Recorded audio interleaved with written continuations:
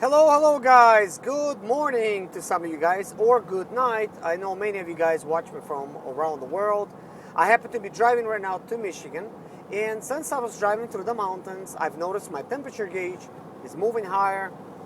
It's normal thing for me. It always happens, so this is like no surprise, okay? But to some of you guys, if you're driving up the hill, it may be of a concern. Why is your temperature rising every time you're going uphill? Is there something wrong with your Sprinter? Maybe your radiator is losing fluid or like leaking or something, or maybe like a busted radiator pipe. Of course, all those things, you always need to monitor those things and make sure they're good. But let's say you checked everything checks out, you have your fluid and everything. So why is it still warming up? What's wrong? So I do want to explain this. Mercedes Sprinters, they, at least this year, 2004 to 2006, maybe even a little bit prior, and maybe the one even a little bit after, they come with two different type of thermostats. One of them is a winter thermostat, one of them is a summer thermostat. So if you have the summer thermostat installed, of course, in the summer, I mean, it's going to be great. You're going to be driving. It's not going to be like overheating your vehicle and stuff. It's going to be, just right, because it's going to be circulating, all the fluids properly and causing your Sprinter not to overheat, going on, up on all these hills and stuff. But if you do have the winter thermostat, it's going to keep you comfortable in the wintertime inside your cab driving. It's going to be like warm and stuff. And you're going to be pretty comfortable because it's going to be nice and warm.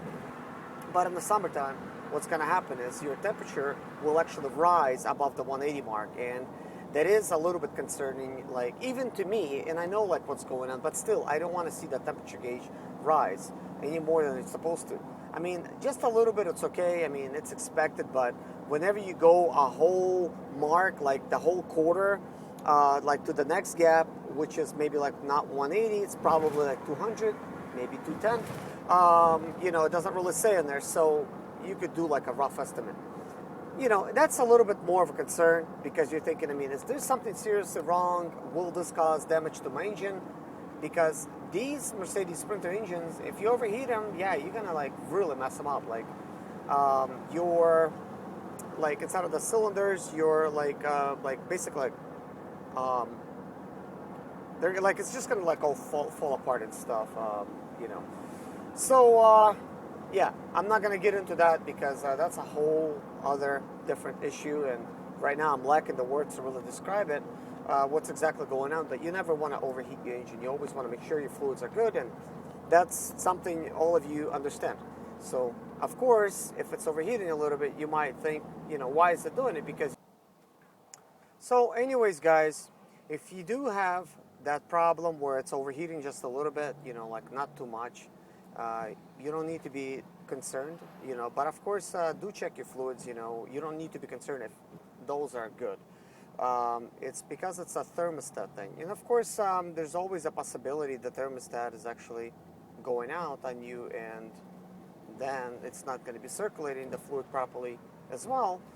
Um, and that's a whole another issue. Of course, if it's like really like overheating on you, then maybe it's just not opening as it's supposed to.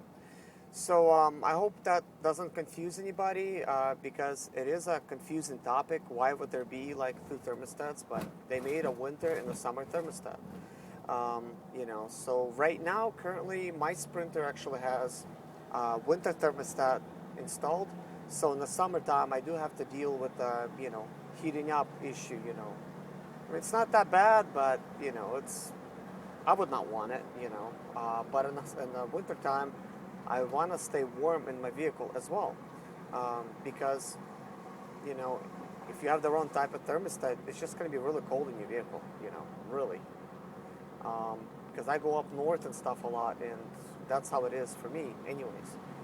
But anyways, I hope you guys like this little tip that I provided. Stay tuned for the next video. I have another tip for you guys: how to save your front bearings to keep them lasting longer. By properly maintaining them, and that could save you like $900 per each side. If they do break, it's going to be really. So tomorrow I'm going to actually make another video explaining exactly what you need to do to your bearings to save them, to keep them working. So please subscribe. It's very important to me, guys. This is a hobby of mine. I really enjoy talking to you guys, explaining different things about the Sprinter. Hopefully you guys will be able to save money because you watch my videos. Keep in mind, I'm not a mechanic. So my advice is basically coming from personal experience because I do work on my own Sprinter, but I'm not trying to be a mechanic. I just understand how like a lot of stuff works, not only the Sprinters, other cars as well. So if you have another type of model where it's newer than 5-cylinder, you got a 6-cylinder or 4-cylinder, and you have some questions, if there's something going on, please let me know. There's a good chance that I know the information. If I don't know it, I'm going to actually do some research. I'm going to find out exactly, what's going on. But anyways, you will get some kind of answer from me. I answer to everybody, all your comments. I read them and I reply to them. I try to reply like right away as soon as I get them.